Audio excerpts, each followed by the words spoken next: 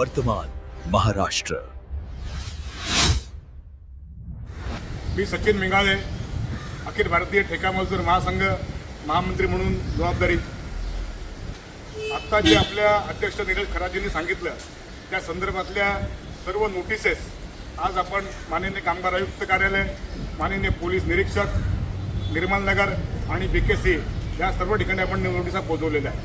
ज्या पद्धतीने महावितरण किंवा विद्युत क्षेत्रामधला प्रश्न जो होता त्याचा सर्वात महत्त्वाचा प्रश्नसुद्धा आपण हायलाईट केलेला आहे।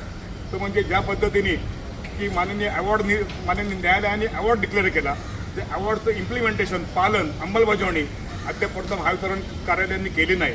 त्या संदर्भात सुद्धा त्वरित इम्प्लिमेंट करावं अशा संदर्भात सुद्धा पत्र आपण मागच्या वेळेला दिलेलं आहे। त्या बाबतीमध्ये सुद्धा आपण 16 तारखेला सर्व कामगारांनी या ठिकाणी यायचं आहे, हा सर्वात महत्त्वाचा विषय त्यामध्ये आहे। त्या पद्धतीने सुद्धा ई-गव्हर्नरमधले कामगारांचे प्रश्न असतील, त्यांचे 6 महिन्याचे पगार नाहीत, त्यांचं सुद्धा नोटीस आपण दिलेली आहे। पुणे मेट्रोमध्ये सुद्धा केंद्रीय वेतन दराप्रमाणे सर्व कामगारांना वेतन मिळालं पाहिजे या अनुषंगाने सुद्धा आपण मागणी केली होती। 18/2/2025 रोजी झालेल्या मिनिट्सप्रमाणे वेतन दर लागू कराव्यात ही आपली मागणी आहे। त्या पद्धतीने सुद्धा इबिक्स कॅश नावाचं जी परिवहन खात्यामध्ये जे काम करतात त्यांचे सुद्धा किमान वेतन त्यांना मिळत नाही, नवीन रेटप्रमाणे त्यांचे सुद्धा वेतन मिळावं अशीही सुद्धा मागणी आपण केलेली आहे।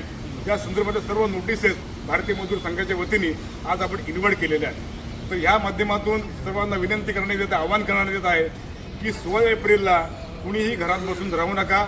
आपल्या मागण्यासाठी, आपल्या हक्कांसाठी, आपल्या विषयांसाठी जर आपण उभं राहिलो नाही, मैदानामध्ये उतरलो नाही तर आपल्यासाठी कुणीही येणार नाही। आज संबंध क्रिस्टलमधले कार्यकर्ते असतील, आज आपल्या ह्याच्यामध्ये कार्यकर्ते असतील, ते सर्व कार्यकर्ते इथं उपस्थित आहेत। आपले पगारसुद्धा जे आहेत ते लवकरात लवकर होण्यासाठी संघटना प्रयत्न करते आहे। तर या सर्व कामगारांनी सुद्धा, महाराष्ट्रातल्या सर्व कामगारांनी आज आपण लवकरात लवकर आपण 16 एप्रिलला आपण मैदानामध्ये उतरावं आणि या सर्व ठिकाणी एकत्र जमावं असं आवाहन मी करतो। जय हिंद, जय भारत।